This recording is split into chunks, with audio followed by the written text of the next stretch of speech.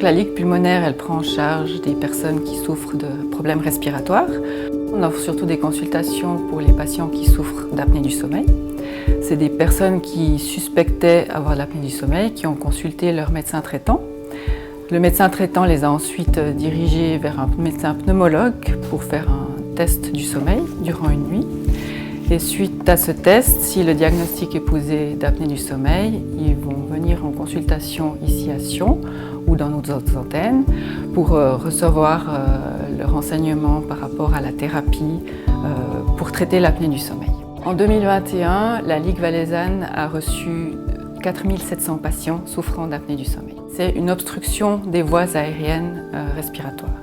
C'est vraiment le muscle de la langue qui a une diminution du tonus musculaire et qui s'affaisse dans les voies aériennes. Comme si on marchait sur un tuyau, il n'y a plus d'air qui peut passer, qui peut aller au poumon. Les symptômes principaux, c'est vraiment une fatigue la journée, le sentiment de se réveiller fatigué après une bonne nuit de sommeil, des maux de tête, des difficultés à se concentrer la journée, l'envie de s'endormir un peu à n'importe quel moment de la journée.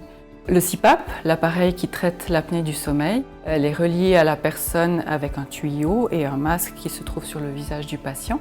L'appareil fonctionne avec une pression continue. Donc ça veut dire que quand il fonctionne, il prend l'air de la pièce qui est envoyé au patient avec une certaine pression, ce qui permet d'éviter que le muscle de la langue s'affaisse et crée une obstruction des voies respiratoires. Alors, le pneumologue prescrit la thérapie et ensuite nous on voit le patient, donc on est vraiment les personnes de référence pour le patient. Quand on a une première consultation, on lui présente sa pathologie, on lui réexplique quel est le but de la thérapie, comment ça va se passer.